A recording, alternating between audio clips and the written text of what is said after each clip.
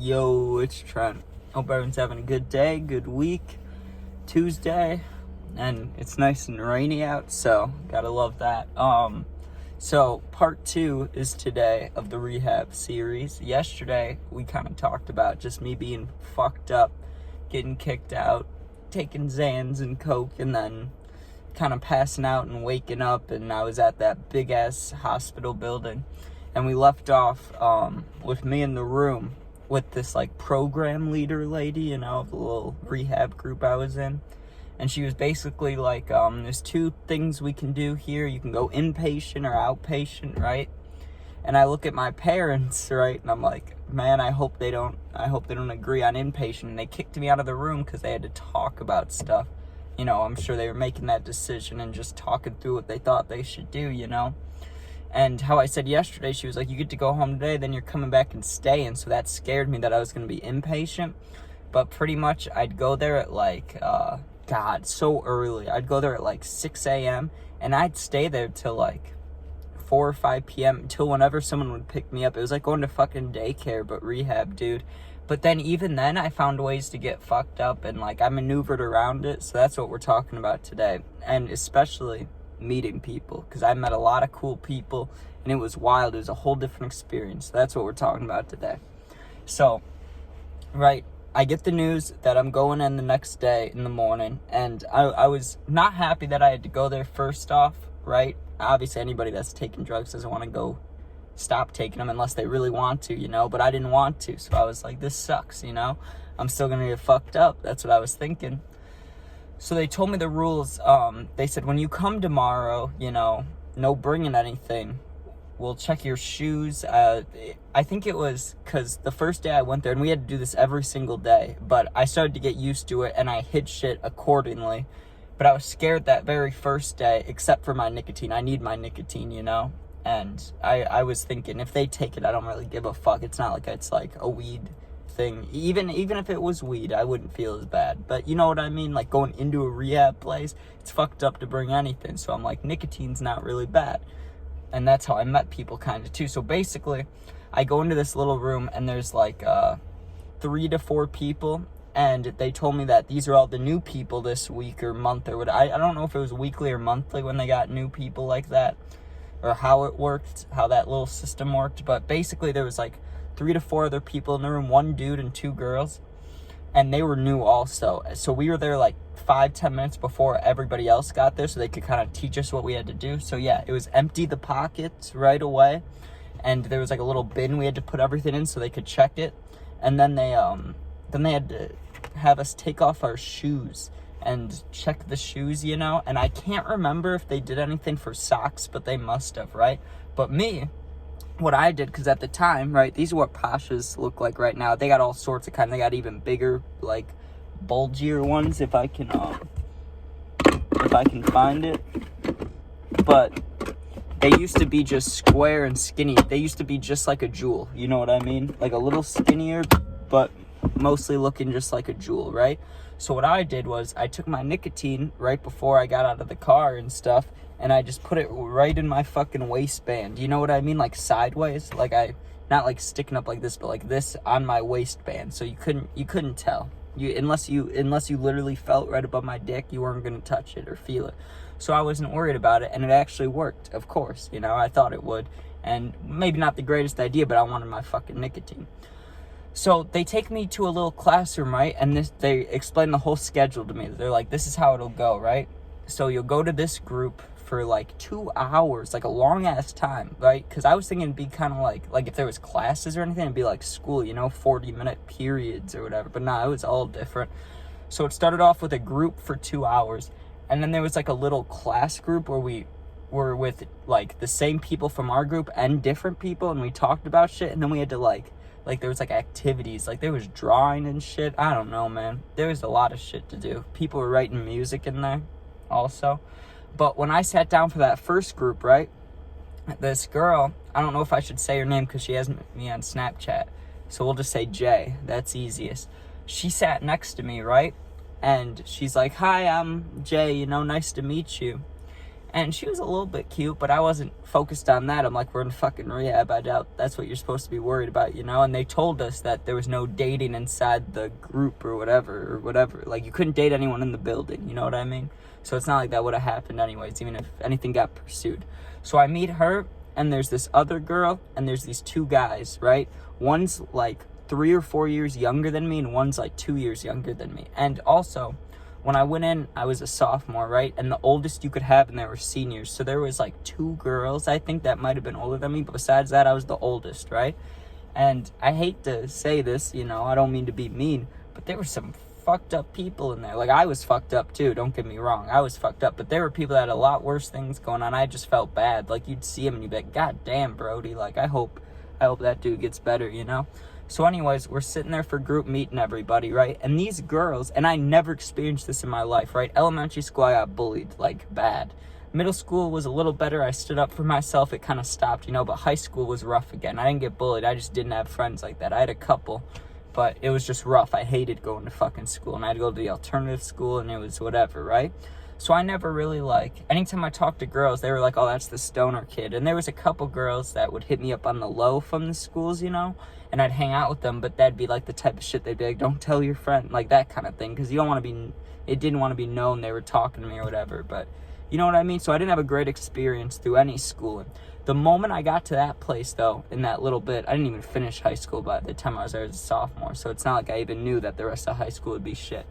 But when I went into that little group, dude, they were so nice, and they were flirting with me hella, and I'd never had that experience, really. Like, I'd have girls call me cute and stuff, but they were like, I don't know, they were going at it. They were like, oh, you're the cutest person who's ever come in here. And I'm sure they say this to a bunch of people, right? But they are just going on, you have pretty eyes, you have a pretty smile, what are you doing in here? You're cute, you know, just saying stuff. And I'm like shocked. I'm like, okay, thank you. I was a little bit anxious and uncomfortable because I'd never had that shit happen before. So it's like, all right, thanks.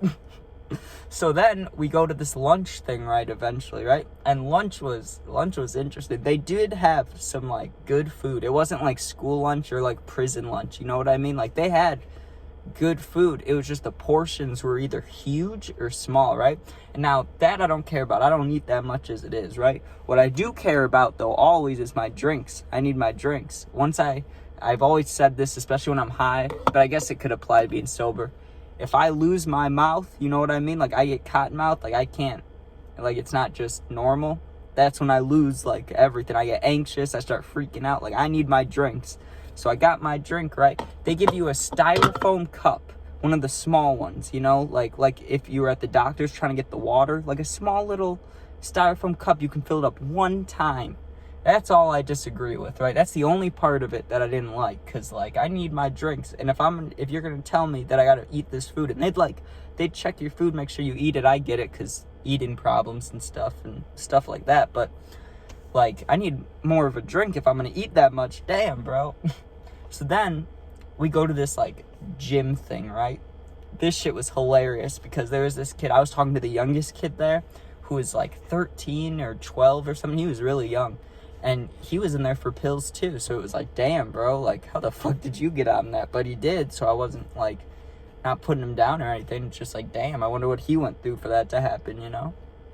So I'm talking with him, and they start doing this yoga shit, and the kid's like, he's like overstretching and making these like little noises. I was just losing my shit. That kid made me feel a little better, you know? It's like, okay, he likes to mess around like little kid. It reminded me when I was younger a little bit. I was like, that's good, you know what I mean? So I talked to that kid more than any of them, and we'd always talk about those girls always flirting and saying whatever, and I don't know. I hope that kid's doing good, because, you know, he helped me get through it, and I hoped I helped him get through it, because when we came in alone, he looked not too happy, you know, but I kind of talked to him, and we were friends. It was cool, you know, but I'm not in contact with any of them, although, I'll go back to the story in a second. When I went to a party like a year ago, I saw Jay, the first girl, I saw her at a party, so that was kind of crazy. I was like, yo, we were both in rehab, we're both at this party, that's funny as fuck, you know? So let me continue, right? So I didn't meet everybody at this point, right? There was this teacher lady, because we did have to do schoolwork, you know, and they sent all the schoolwork to this like rehab place. So basically at the end of the day, the last like hour or two, they'd tell us to do work, and we'd sit there, and that's the only time that, because you didn't have your phone all fucking day. That's when you got your phone. So everybody would be texting and shit after they did their work, or, I mean, I didn't really do work. I just went on Spotify and shit and hung out. And that's also the majority time I could hit the nicotine, because there's only one teacher out of, like, 20, or not 20, but, like, 10, 15 of us, you know what I mean? She was cute, too. I never forgot that. That, like, English teacher in that rehab place, I don't know what you do to get a job there, but she's cute. So, I met a few other people, right? Like I said, sometimes we mixed groups, right? There was this kid, God, I wish for the life of me I could remember his name. I believe it was like Jason or Jack or Jackson. It might have been Jackson, actually.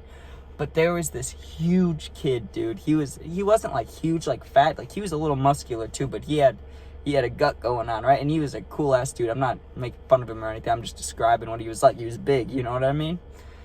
And he had this curly hair, dude. And the first time I met him was my first day there, right? Or like first day in the groups and stuff. And it was in that class at the end. And the teacher said something like Jackson or Jeremy, whatever the fuck the kid's name was, you know? They were like, did you do your work for today? And he's like, you expect me to do work? Well, I'm over here withdrawing from Xanax. And I'm just like, damn, Brody. Like, I took a Xanax like a week ago. And not cool to yell at teachers. He didn't yell at her. He was going on a rant, and that shit made me laugh. So I was like, you know what? There's some entertaining people in here. But also, I don't want to make it seem like it was fun at all, because that shit sucked. And, you shouldn't just want to ever go to rehab like that. That's dumb. But let me just say, there were, like I said about that kid younger than me too, there were some fucked up people in there where it's not even a judging thing. You just look at them and you're like, damn, like, whatever you're going through, I hope that gets better. I just hope, like, you see them, they look physically, like, unhealthy, you know what I mean? Like, they just don't look good. And I won't go into details because I'm not going to be disrespectful like that, but, some people have it a lot worse. And I saw that, like I've seen homeless people on the street, but that's when I was, like, in front of them talking to people, like really hearing it and seeing it and being like, damn, like, I didn't even know it could go this far. I mean, I did, but I didn't think I'd see it right in front of me. So that kind of scared me a little bit when I saw people, like, super fucking skinny from drugs and, like, with all, like, the cuts and stuff like that. So that kind of made me be like, okay, you know what? Maybe I won't get out of here and just rail lines and stuff like that. But, eventually I needed more money for nicotine, right? And being in a rehab place, how do you make money? Well, how do you think? I'm not going to be an asshole. I'm not going to go sell Xanax or sell drugs to a bunch of kids in rehab, right? But I brought my nicotine with me, and I'm a nice guy, right? So if someone asks me to hit it, I'm going to let them hit it, because if you're withdrawn, if you're going through whatever, let the kid hit a fucking vape. You know what I mean? It's going to be fine. I felt hesitant giving it to, like, the 12-year-old, you know what I mean? Because that's when I started, and I wish I never started. But at the time, I thought it was cool. So I kind of thought he was worrying about that, but he was telling me he was smoking cigarettes and shit. So I was like, let the kid hit the vape. He needs his nicotine, let him calm down. So if that's fucked up, my bad. But I was helping a kid out, But I said that about the money thing because I started selling nicotine to these kids, right? And that's what next episode is about. Next episode is about making money and getting in trouble, right?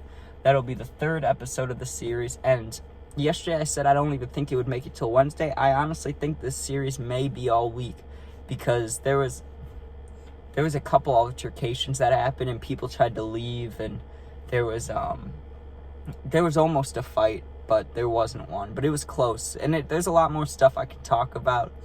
And those girls got a little, how do I describe it? One of them got a little touchy. It was just an interesting time. So tomorrow I'll be talking about making money in there and getting in trouble. So stick around for that. Thanks for watching this. And that's episode 2, meeting people. So peace out. Thanks for listening. And I hope everyone has a great day.